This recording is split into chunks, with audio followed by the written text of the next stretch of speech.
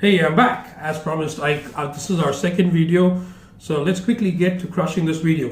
So these were the two topics that were finalized last week. The topic one was evolution of procurement and are you evolved enough? Second topic we had was why do organizations fail after deploying a procurement solution? Now let's get to the results. So this is how it looks like. If you can see, we got 55% votes for topic the F, which is why do organizations fail after deploying a procurement solution, and we had another 45% for the second piece, which is the evolution, vote E. So today we're going to talk about the one that got 55%, and then we'll focus on the next topic next week. So let's get to this video. So why do organizations fail? So here's my number one reason. It's change and the organization not being ready for the change. So as you can see, we got three different changes, three different angles for the change. One is the IT team. So the IT team is the one who owns the system in most cases if it's a system deployment, and they are not too receptive to hearing what the business is saying. So it's a very important thing for IT not just to avoid whatever the business is saying right after deployment. Maybe there is a certain thing that is worth changing in the system. Second piece, and very important, is the end users, and these are the people who are on the ground using the system. The one key issue that I saw is because they got into the deployment itself very reluctantly, and they don't even want to give, they don't even like a change because they're the one who's majorly impacted by the change. So my one suggestion to the end users or the business users is at least give it a shot. Don't just disregard it even without using it.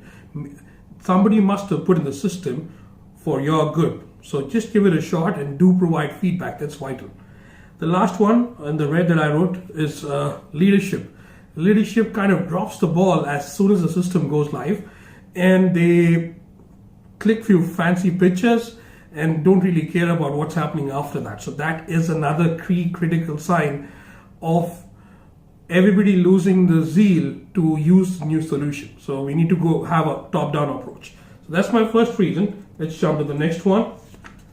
There you go. That's the next one. So the next one that we have is no money saved for the deployment at all. So you had X budget, but you spent all of it in your deployment and didn't really save any money or didn't plan for what happens after deployment. So there are multiple things.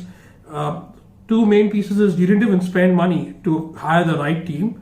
So with no right team, that means there's dissatisfaction in whatever solution that you've deployed. The next one is no support plan at all, meaning it's a new system. You should have some kind of expertise or a plan as to what you would do. If there's a change request process, if somebody is asking for a change, how do you go about that, or different other things.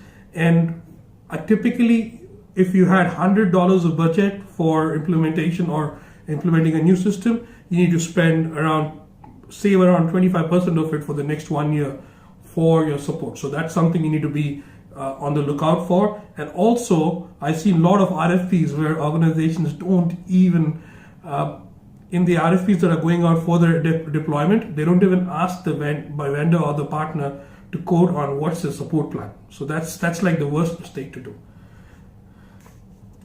The next piece, and this is our last reason we have, is it's the topic 3 and metrics. So all of us love we overdo matrices, which is we either have no metrics or too many matrices to even follow them, or people get irate of tracking all these different matrices day in and day out, as opposed to having nothing. So either of the two extremes are dangerous.